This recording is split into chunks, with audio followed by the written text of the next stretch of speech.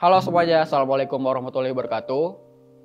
Kembali lagi bersama aku, Fahri, di dalam program Jovisa Baper yang dipersembahkan oleh @jovisa.id.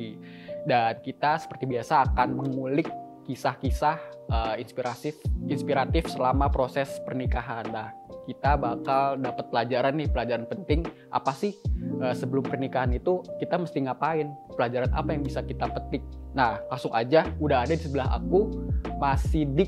Halo Mas Sidik. Halo Mas Fahri. Halo, apa kabar ya Mas? Alhamdulillah sehat. Mas Fahri gimana kabarnya? Aku sehat, alhamdulillah. Nah, boleh kenalin diri Mas Sidik gak? Sebelum aku tanya-tanya nih, kita ngobrol bareng seputar proses Mas Sidik untuk menikah. Oke, sahabat Jovisa, perkenalkan nama aku Sidik Al-Hakim, dipanggil Sidik. Domisili sekarang di Bekasi. Alhamdulillah sudah menikah dan dikaruniai satu anak.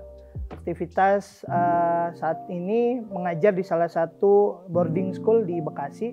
Kemudian juga sedang merintis sama teman-teman yayasan sosial, yayasan bergerak di bidang sosial, pendidikan, keagamaan, dan lain sebagainya. Gitu di Bekasi juga. Kita langsung aja nih ke tema inti kita. Siap Mas, boleh. Karena kan di Jovisa Baper kita bakal ngulik nih proses narasumber kita menuju pernikahan kayak gimana sih gitu. Nanti kita santai aja. Nah, aku langsung nembak nih. Dulu Mas Sidik prosesnya gimana? Apakah pacaran dulu atau ta'aruf atau gimana tuh? Sebenarnya prosesnya bukan ta'aruf dan juga bukan pacaran, tapi pernah beberapa kali mencoba ta'aruf, mencoba pacaran tapi nggak diterima begitu. Jadi intinya kalau sama istri sekarang itu bukan pacaran dan bukan ta'aruf. Jadi memang sudah kenal backgroundnya, latar belakangnya, kemudian pendidikannya, keluarganya dan lain sebagainya. Seperti itu Mas. Oh gitu. Jadi dalam lingkup pertemanan.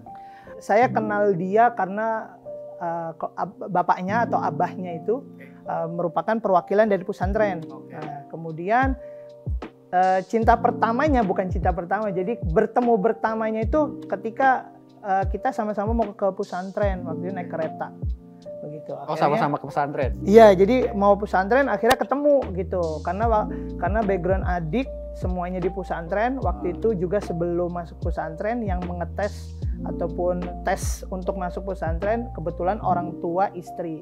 Berlanjut karena waktu itu adik kebetulan kalau di pesantren ada namanya musyrif atau pendamping di kamar. Jadi istri ini pendamping di kamar. Nah, jadi ibu itu sering meminta tolong transfer, kemudian telepon, kemudian bantuan nasihat untuk adik dan lain sebagainya itu lewat istri waktu itu, begitu. Berarti kenal pas di pesantren itu aja? Kenal pas di pesantren itu aja. Langsung kayak ada perasaan? Jadi sebelumnya karena kita di pesantren ketemunya laki semua ya Mas ya, gitu. Jadi ketemu laki semua, waktu itu pernah sempat kenal perempuan di sana, sempat intens banget gitu. Dibilang pacaran juga susah gitu. Jadi hanya surat-suratan gitu kan karena model pesantren gitu. Surat apa? Kertas apa? Surat kertas gitu.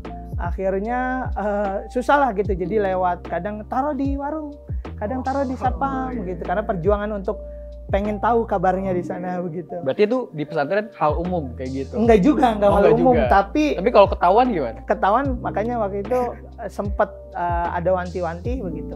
Sampai pesantren begitu. Akhirnya dari situ ya, nah istri ini karena termasuk golongan orang baik gitu. Jadi orang-orang yang baik, nggak macem-macem. Nah yang aku tanya tuh mulai dari mana bisa sampai surat-suratan? Oh, kalau sama istri nggak surat-suratan. Jadi kalau di pesantren, setelah pesantren itu ada namanya pengabdian. Jadi kita menjadi pengabdian di pesantren, baiknya jadi guru, jadi satpam, jadi bagian dapur dan lain sebagainya. Nah kebetulan di sana kalau pengabdian lebih bebas bawa HP. Dan waktu itu memang modusnya apapun ininya lebih karena adik waktu itu didampingin sama beliau gitu, sama istri begitu. Jadi di situ kenal, cuma intensnya di situ gitu, lebih intensnya. Oke. Kenapa memilih dia sebagai pasangan? Kenapa kan banyak tuh, apalagi di pesantren bisa ya kalau dibilang setipe lah ya, sama-sama mungkin menghafal Quran, kitabnya juga bagus bla bla bla. Kenapa dia gitu ya gitu? Jadi kenapa dia tadi karena pertama Kan jadi kita dalam agama itu kan menikahi perempuan atas 4 dasar gitu. Nah, salah satunya tadi kecantikan, kemudian bibit, kemudian agama gitu. Nah, semua itu ada di kriteria dia gitu. Walaupun meskipun saya ini bukan orang yang bisa dipilih gitu. Kita pribadi disuruh untuk pertama menjadi lelaki baik dulu. Nah, nanti kan proses dari lelaki baik, baru nanti kita menjadi apa? Menjadi seorang suami yang baik. Baru jadi suami yang baik, baru jadi bapak yang baik. Bapak yang baik jadi nanti kakek dan sebagainya. Nah, kebanyakan dari kita itu ibaratnya nikah dulu baru belajar. Nah, bagaimana belajar menjadi orang baik dan sebagainya tadi, kita pintar memilih pasangan. Makanya kenapa saya memilih dia, karena tadi saya yakin bahwasanya dia ini memang tadi wanita yang baik gitu. Oke, jadi sebelum nikah tuh emang ada proses dulu belajar. Ada proses gitu. dulu belajar begitu. Ya. Iya, kebanyakan kita kan udah belajar nikah dulu aja. Jadi gitu. kalau aku takut menyesuaikan diri juga kan ya. Nah. Maksudnya kita punya calon pasangan nih, dia kayak gitu levelnya tertinggi lah ya. Berarti biar kita nggak minder, berarti belajar juga kan, biar kita levelnya sama seenggaknya. Ya betul. Nah, ibarat kata gini kan, kata orang nikah itu saling melengkapi. Melengkapi, kalau prinsip saya nggak bisa saling melengkapi. Melengkapi itu bukan melengkapi kita ini nggak baik, terus kita nikah sama orang baik jadi baik, nggak bisa begitu. Melengkapi itu kita jadi orang baik dulu, kita taat sama agama, kita taat sama keislaman kita patuh, kita rajin menjalankan kewajiban, mengamalkan sunnah-sunnahnya dan lain sebagainya begitu. Dan mencari pasangan yang seperti itu. Nah, baru di situ bisa saling melengkapi, mungkin lalai dan lain sebagainya. Jadi saling gitu, mengenaskan. Karakternya mungkin misalnya Mas Sidik lebih bawel, dia mungkin lebih ke gitu ya kalau menutupi kekurangan gitu. Nah, jadi proses kadang melengkapi, ibarat kata gini Mas. Nah, ibarat Mas Fahri nggak sholat, istri sholat, apa itu melengkapi? Tidak dong. Enggak, makanya proses melengkapi tadi. Sama-sama kita sudah jadi orang baik, baru saling melengkapi. Nah, aku pengen tahu apakah ada masalah selama proses itu, kayak misalnya mungkin apakah orang tua setuju aja, apakah dari orang tua Mas Sidik bahkan setuju. Sebenarnya ini yang rumit Mas, sebenarnya perjalanannya panjang sampai saya itu ke Mesir tuh. Jadi perjalanan saya setelah lulus pesantren, saya tidak berhubungan dengan istri, ibaratnya saya sudah tidak kontak, saya menyibukkan diri dengan dunia kampus. Waktu itu kuliah di 2 kampus selama 2 tahun, pagi ngampus sampai siang sampai malam kampus. Jadi isinya ya kampus, organisasi dan lain sebagainya. Nah, singkat cerita akhirnya 2014 tuh saya ke Mesir. Ibaratnya di situ saya sebenarnya janji sama dia gitu. Sebelum ke Mesir saya datangi orang tua untuk bilang saya pengen nikahin anaknya. Cuma karena belum ada mental tadi Mas, keberanian. Jadi akhirnya saya menunda, saya untuk tidak itu ya sampai dibilang mana janjinya, katanya mau datang gitu. Ya udah, berarti kan di situ saya siap melepaskan dia begitu. Itu siapa yang lagi? Si perempuannya apa iya, orang tuanya? Istri WA gitu. Kapan katanya mau datang, kapan berangkat ini gitu. Ini ya janji palsu cowok ya. Iya, janji palsu. Jadi buaya berarti. Iya, cuma karena saya nggak yakin dengan ini saya gitu. Akhirnya saya belajar kehidupan di Mesir. Singkat cerita, saya di Mesir setahun saya dapat kabar dia sudah dilamar orang. Sudah statusnya di khitbah gitu. Orang tuh. Iya, keluarga laki-laki yang lamar sudah mau datang. Tapi ini infonya saya habis itu menelpon. Waktu itu sedang sakit gigi Mas. Sakit gigi sudah nelpon. Nelpon bapaknya gitu. Buruan telepon gitu ibaratnya. Pas nelpon nggak taunya, iya Mas, namanya kan Rohma sudah di khitbah, besok keluarga dari Lombok datang. Waduh, tambah sakit gigi saya tuh kan. Cenut gitu. Waduh, udah nggak nafsu makan gitu. Hati rusak. Iya gitu. Akhirnya ya sudahlah, mau gimana pun ya harus terima gitu. Karena memang laki-laki tadi tidak ada keberanian tadi. Kan tadi sempat itu tuh sedikit orang lain. Ya. Sampai akhirnya tetap jadi, kenapa itu? Apakah batal apa gitu? Tetap jadi istri WA gitu. Dia bilang saya ingin lanjut kuliah D4 karena beliau ini D3 kebidanan. Setelah di khitbah itu dia mengabari bahwasanya dia tidak jadi dengan si laki-laki itu. Dia bilang saya tidak menerima dia karena saya pengen lanjut D4 begitu. Tapi setelah dia D4 tadi dia nggak lanjut, dia mau lanjut, abis itu dia juga nggak lanjut kuliah. Tadi proses nggak lanjut kuliah, singkat cerita ada juga beberapa orang yang lamar lagi karena dia milih adiknya untuk melanjutkan studi kedokteran begitu. Akhirnya singkat cerita begitu.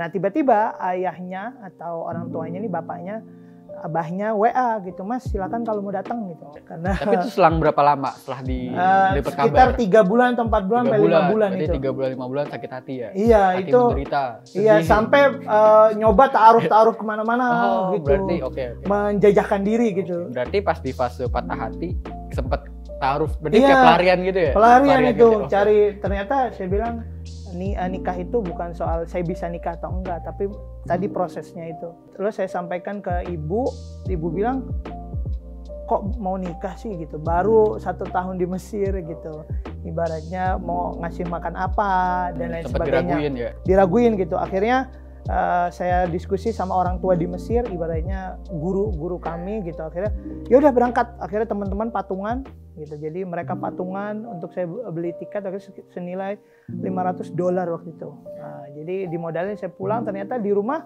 orang tua nggak setujuin. Nah, dan singkat cerita gimana tuh akhirnya proses orang tua bisa menyetujui? Iya, karena sepekan sebelum saya balik itu dia nanya, kok kesini nggak datengin orang tuanya gitu. Nah di situ saya WA, ternyata saya lagi ngajar waktu itu di Jakarta Timur, disuruh datang gitu. Ya mungkin cap mereka ataupun cap orang tua istri ini, mertua bilangnya saya ini lelaki tebar pesona gitu. Tebar janji. Yeah. Ternyata memang itu yang nggak saya ceritakan, saya nggak boleh dan lain sebagainya. Akhirnya saya datang dengan kondisi waktu itu rambut masih gondrong. Kemudian ketemu ibunya, baru ngobrol, dia bilang, pekerjaannya apa? Karena waktu itu saya bilang pekerjaan saya cuci piring Bu di Mesir gitu. Kerja di rumah makan, kadang cuci piring, pramusaji dan sebagainya. Wah dia rada ragu juga begitu. Tapi ya akhirnya karena memang kita tadi kembali lagi modal tadi yakin, baik, dan mungkin melihat keseriusan dan ini anak agamanya bagus begitu. Mungkin seperti itu. Akhirnya 3 hari setelah itu istri ini akhirnya diterima tuh khidbah saya. Akhirnya orang tua datang, tapi nggak langsung nikah. Tadinya mau langsung akad gitu. Berarti prosesnya berapa lama tuh setelah khidbah ke nikah? Setahun. Wow. Itu setahun saya nunggu. Kenapa? Setahun itu karena memang ya tadi persiapan saya modal dan lain sebagainya. Oh, jadi kayak kerja dulu? Iya, jadi memang prinsip saya, karena di Mesir ini teman-teman nikah dulu baru kerja. Tapi kalau saya kerja dulu, baru setelah nikah ini baru nanti udah santai gitu. Oke, nah itu dia teman-teman semua sobat Jovisa, bahwa kalau emang kode jodoh ya, udah pasti Allah kasih gitu. Dari istrinya udah dilamar tapi akhirnya ditolak, ujungnya juga ke Mas Sidik gitu. Nah apa sih mungkin buat pesan-pesan nih ke sobat Jovisa semua, mungkin lagi galau sekarang, lagi nyari jodoh, pusing dan overthinking, kenapa jodoh aku belum datang, atau dia punya masa lalu sempat suka sama orang lain tapi dia akhirnya nikah sama orang lain. Nah itu pesan buat Mas Sidik, buat teman-teman sobat Jovisa semua. Buat teman atau sobat Jovisa, jangan menyerah menuntut ilmu apapun tentang keluarga, bagaimana jadi bapak yang baik, ibu yang baik, istri yang baik, kemudian bagaimana cara mendidik yang baik, dan seperti itu Mas, mungkin pesan-pesannya. Keren banget lah pokoknya di Jovisa Baper pada episode kali ini. Dan buat teman-teman semua sobat Jovisa, jangan lupa saksikan Jovisa Baper di Smile TV pukul 7:30 malam setiap hari Selasa. Dan jangan lupa subscribe juga channel YouTube Khazanah Network, karena di situ juga banyak program @jovisa.id, ada Jovisa Baper, ada program-program lainnya deh. Nah, sekian mungkin dari aku, Fahri, sebagai pemandu acara, dan Mas Sidik, terima kasih atas waktunya sudah mampir nih di studio Jovisa. Oke, itu aja mungkin dari aku. Sekian dari aku. Assalamualaikum warahmatullahi wabarakatuh.